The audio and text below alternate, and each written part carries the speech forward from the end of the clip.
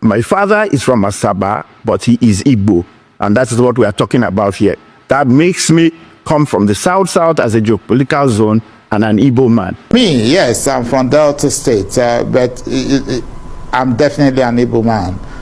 There's no doubt about that. I'm from Delta State in the South, but if you're looking at Igbos across the country, I'm an Igbo man. I can't be counted out, and that is a true situation. It is important that Senator Barebe does not deny me my Igbo heritage. As like an Igbo man, I can't sit down there. And if you want to be ethnic, if you want to be sectional, and deny the Igbo people the right to be transported. By the way, development is not about ethnic sections. It's about economy. And you cannot deny that the Igbos contribute tremendously to the economic growth of Nigeria. So if you leave them out, what are you trying to achieve? You don't play politics with economy, because you would rather grow poverty instead of growing wealth. And therefore, they are not left. All right. Small, it go clear for our eyes. Oh yes, I am from South, but I'm Igbo. Small, it go clear for our eyes. I thought they said that South is another geopolitical zone, that it is not Igbo. I thought that is what they say. You see, I used to tell people that time does not really change anything, but time only reveals things. Oh yes, time only reveals things. Just give something time, the real character, the real reality of that thing will begin to show forth. Oh yes. Now, I watched a video of a young man that was saying that Igbos are trying to include South in their struggle for Biafra because they want to gain their resources. And I laughed. And after laughing, I didn't even think about it. I said, no worry. Just a little time, you understand your words. Just a little time, you understand what you are trying to say or what you have just said. Oh yes, in the recent days, we've seen a lot of them come out. Oh, South, we are Igbo, even though some of them are not saying it with confidence. Some of them are still, sluggishly saying it. Oh, we are South, but we are Igbo. But it doesn't matter. It doesn't matter. We are not calling anybody to be Igbo. In fact, of course, you've heard about the new creation of Anioma State. The Anioma State they want to create, is it not from South, the so-called South, they want to create it. Anioma, which language is Anioma? Oh, please, I don't even have anything to say. As I said, that time only reveals things. So just give it a little time. All those people that are saying, oh, Ikwere is not Igbo. Oh, this one is not Igbo. Oh, Port Harcourt is not Igbo. Oh, Asaba is not Igbo. Just a little time I give you. You will see the reality of what you are saying. So please, I don't want to talk too much. Take a little time, I beg you, to watch what our young brother has said about this creation of state and also, Asaba being Igbo or not being Igbo. So please, after watching it, you do well to drop your comment on the comment section. As I said, time we only reveal. Please watch this. You are from the Anioma Ushimili side of the River Niger, and we hear that people who are not mainstream Igbos, the Igbos in Delta, the Igbos in rivers, Igbo subgroups, are also good enough to represent Igbos. But the dilemma here is that people from all the other ethnic groups that we mentioned, they also belong to the South. They are not mainstream Igbos. So why is this, a big issue about we are also Igbos? Because if the thing goes to Igbo land, we too are part of the Igbos. And if so, who are your favorite candidates, possible candidates from the marginal Igbo group? Just listen to what a journalist is saying. That people from a particular place are mainstream Igbos, and people from a particular place too are not mainstream Igbos. Just listen. So now, there are mainstream Nigerians and non-mainstream Nigerians. Is that what he's telling me?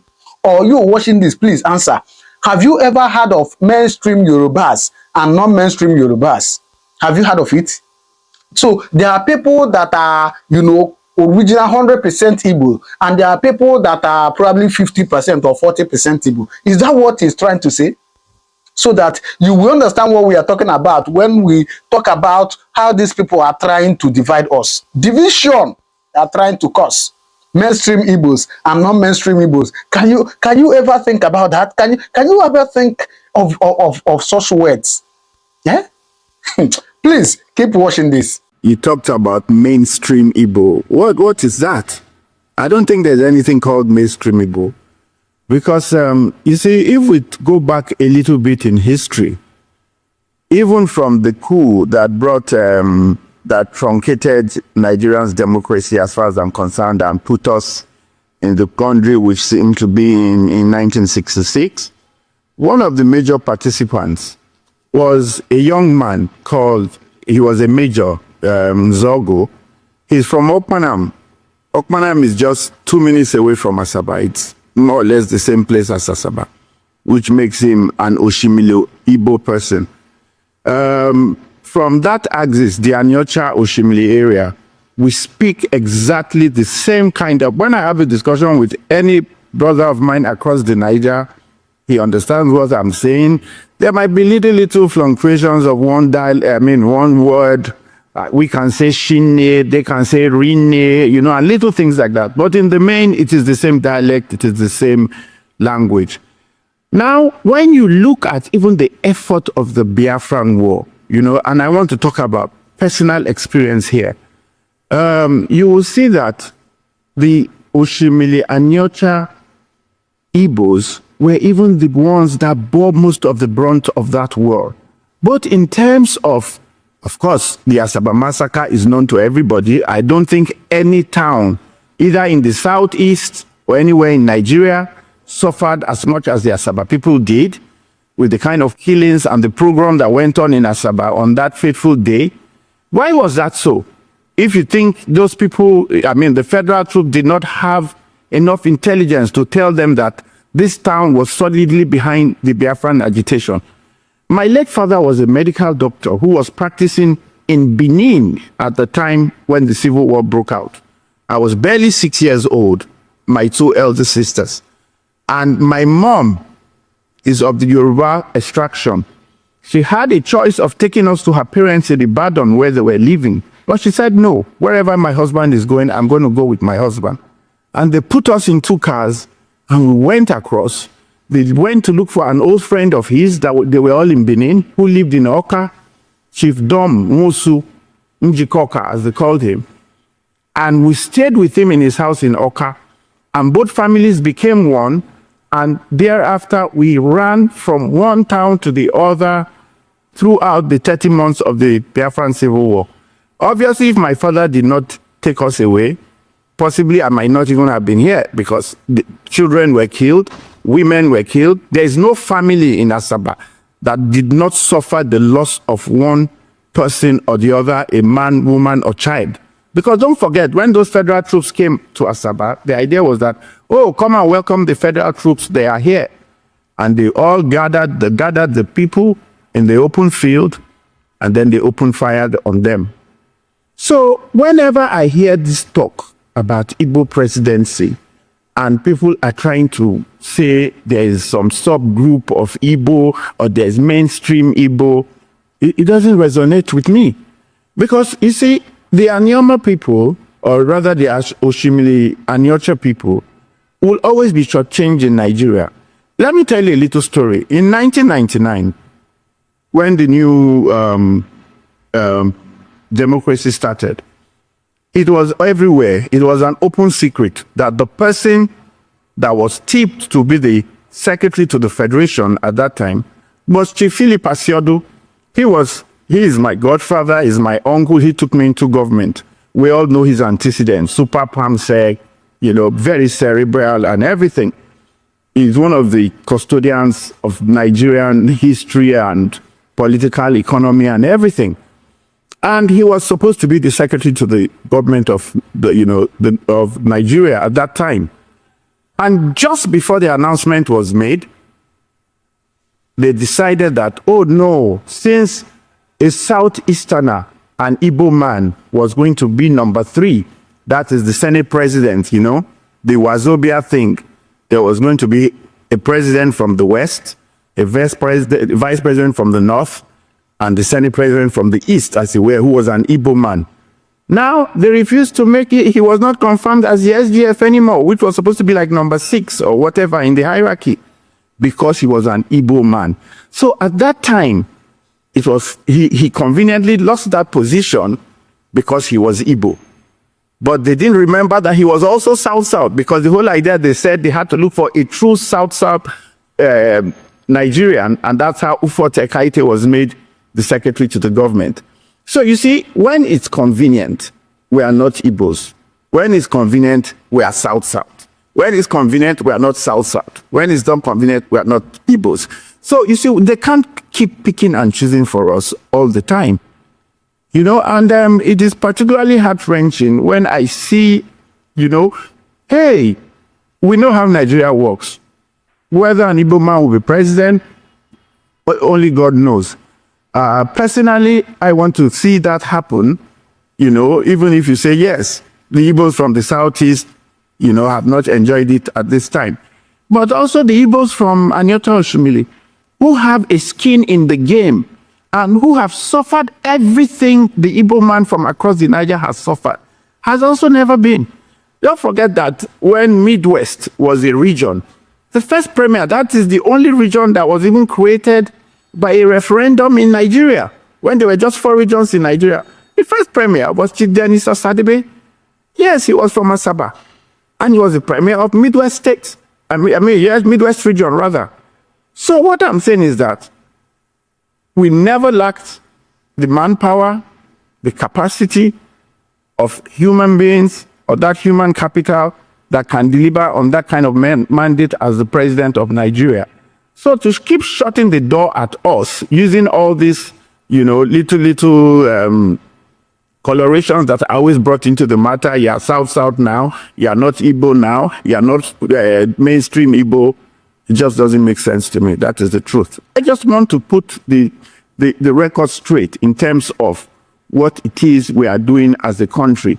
You see, there are too many injustices in Nigeria already that we are complaining about. I, as an Igbo man, am complaining that an Igbo man has not been president. My father is from Asaba, but he is Igbo. And that is what we are talking about here. That makes me come from the South-South as a geopolitical zone and an Igbo man. Go to Genesis 46, verse 16. You will know we are the original children of Chukwukabiaman. The ancestors of our land will fight you and will never let you rest, because you have sold away our pride. You have sold away our ancestors. You have sold away our origin. You don't even know your history.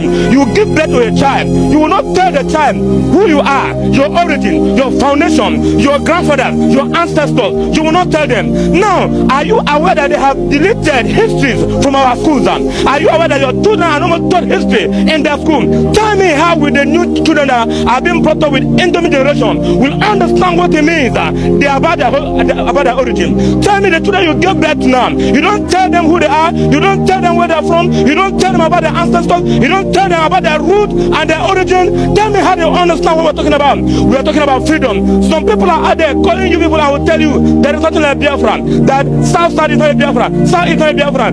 What is another Delta? We are all the original children of Israel. We have the 3 ancestral homes: Eri, Arode, and Aleri. They get back to everyone.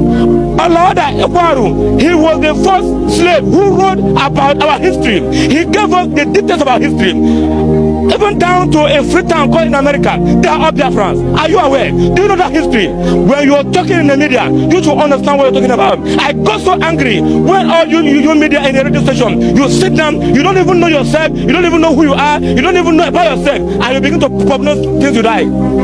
A time shall come, we will make you to understand that this is Biafra land, and we are one family. Anywhere around the world, even to the coastal part of the world, we are one people. Do not divide us.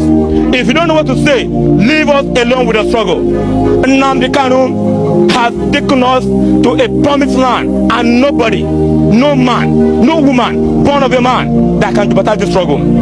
Every man or woman, boy or girl, adult or child who has come to make sure that we want to jeopardize the struggle, it is either the person go down or the flag of Biafra will rise high. We are not trying to be Igbo. We are not looking for Igbo to protect us. We are Igbos. You can choose to say whatever you want to say. You can hold any opinion about Livingstone, but I dare you. I dare you. Whoever it is, I dare you. So you cannot, because of a post-war script and narrative, come here to undermine our identity. It is a colonial script to divide us, so we become diminished in the face of our neighbors. Our neighbors know our capacity. They know our carriage. They know we are a global institution. That Igbos all over the world. Igbos all over the world. We are more than 80 million. I was talking to Chief Mike Okiro earlier on, and he was talking to me about a man called Njoko, who is from Kenya. And he mentioned to me a particular Theophilus Okiro, who was one time minister in the government of Kenya. Am I correct, sir? People have said, he's an Imo statement, and I asked, when he joined the police, did he join because he wanted to be IG and took reverse slots? At the time he was IG, we prided in this state that our son is the Inspector General of Police. And we're coming to say he is 75 and going. Today is this year is the 76th year on earth. What else? He has seen it all. We are not looking for endorsement. We are not looking for recommendation. We are not looking for acceptance. Africa survives on the strength of Igbo. Africa survives on the strength of Igbo. Every Ikwele man you see is an Igbo man. You can choose to deny it. All right. Isn't that funny? Well, do well to drop your comment on the comment section what you think about this video, all right? As I said, Igbos are not begging any person or any people to join them.